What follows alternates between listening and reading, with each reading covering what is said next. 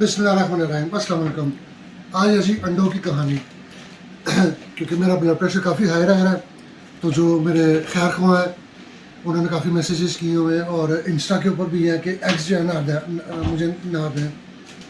तो भाई जी और बहनों जी, अंडों के बगैर गुजारा नहीं है जी मेरा।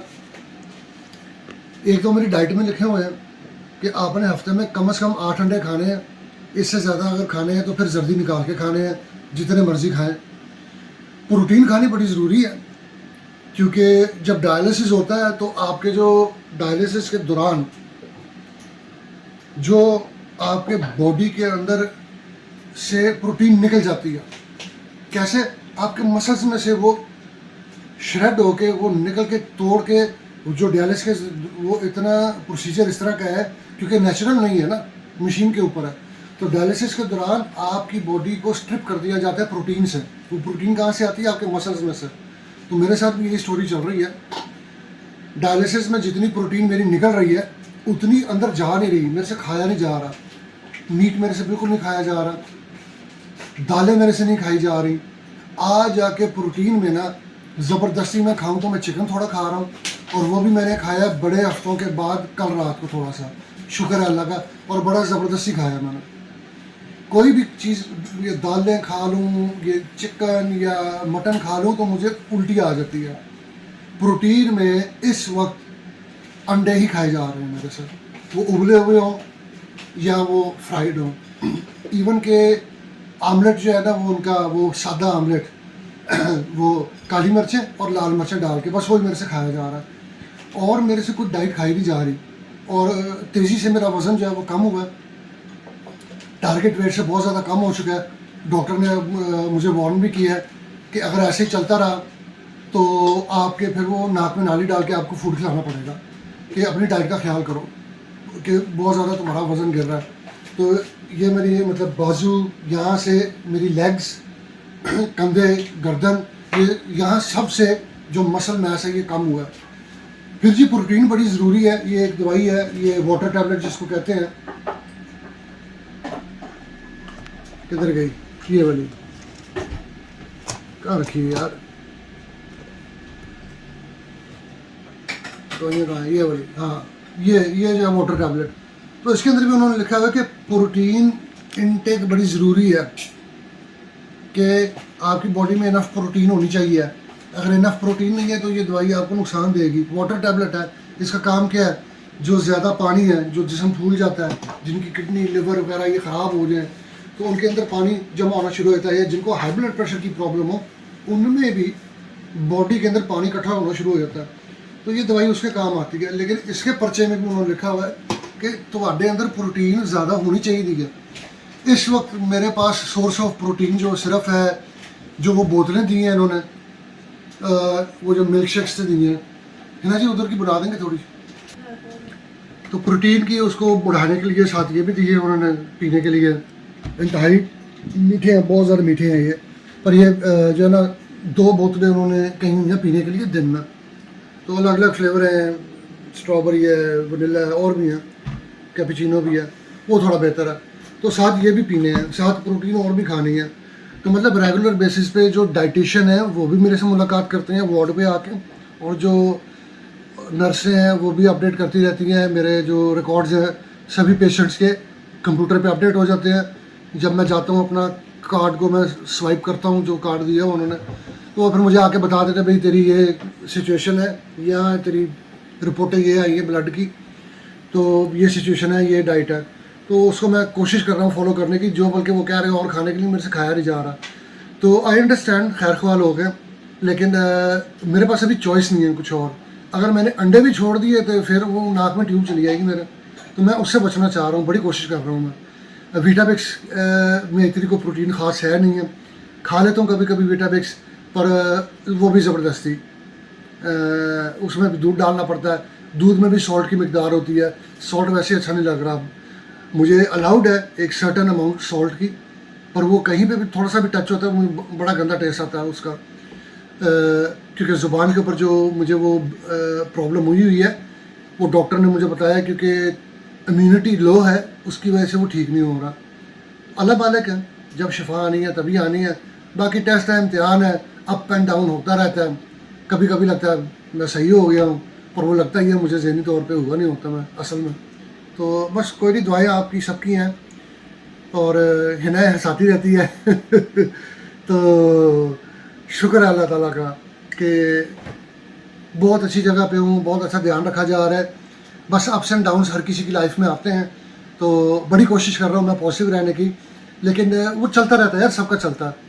इंसान गलती का पुतला है और अप एंड डाउन सबके आते हैं. जितना मर्जी स्ट्रॉन्ग इंसान हो उसके अप एंड डाउन आते हैं. जैसे कि मैंने इससे पिछली वीडियो में कहा ना, ज़िंदगी गम का दरिया है.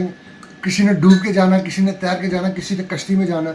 जो डूब के जा रहा है ना, उसको अपना गिलास खाली नज़र आ रहा है. वो ये कह रहा है कि उजड़ गया, उसके पास कुछ है ही नहीं है. उसको गम ही गम नज़र आना है. वो पानी के अंदर जो डूबा हुआ है गम के, जो तैर के जा रहा है, कभी उसको अच्छी बात नज़र आ रही है और कभी उसकी डुबकी लग रही है, तो वो कह रहा है गम ही गम है.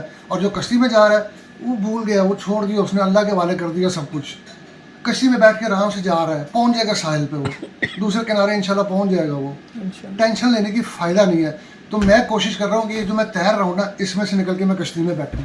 तो आप लोगों की सपोर्ट मेरे साथ है, घर वालों की बड़ी ज़बरदस्त सपोर्ट है माशाल्लाह.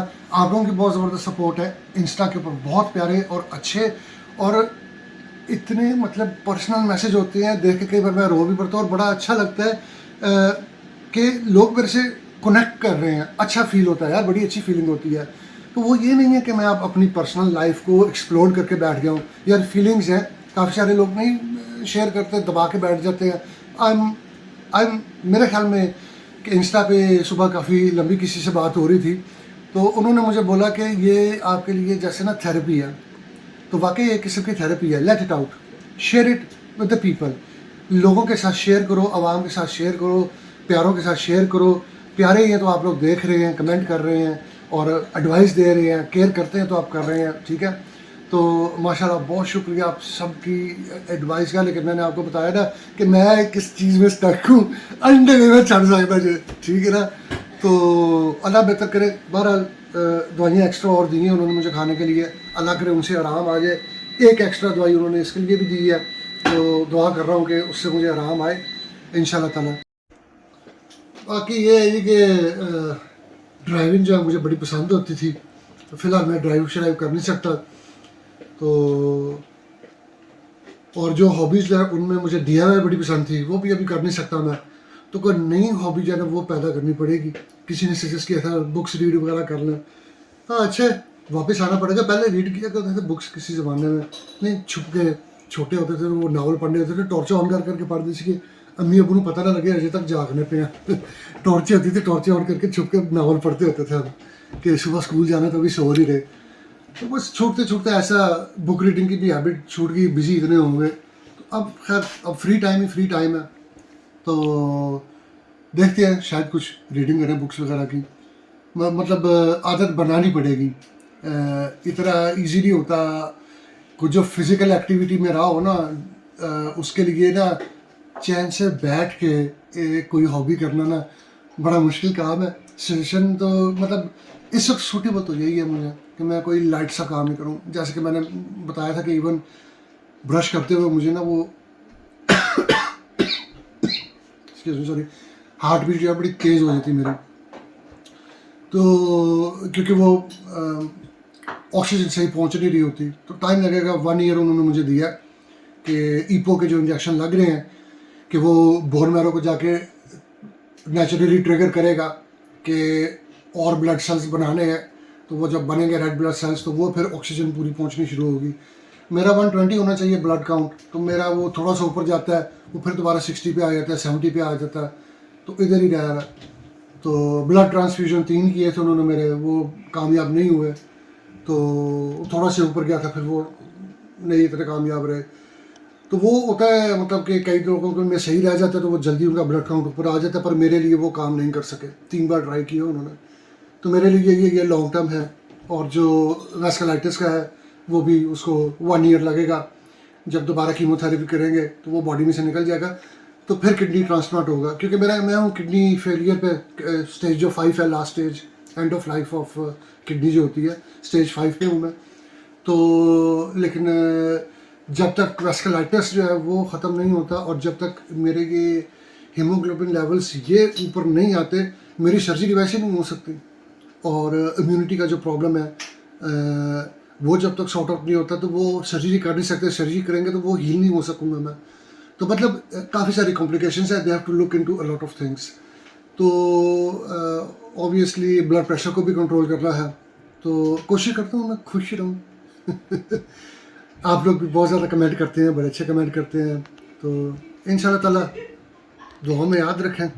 तो हिना का हाथ अब थक गया, फ़ोन बड़ा वजनी लगने लग गया उनको, उनको ऐसा लग रहा है उन्होंने डंबल उठाया हुआ है। आहो वीडियो बंद करते हैं, फिर मिलेंगे जी, शुक्रिया।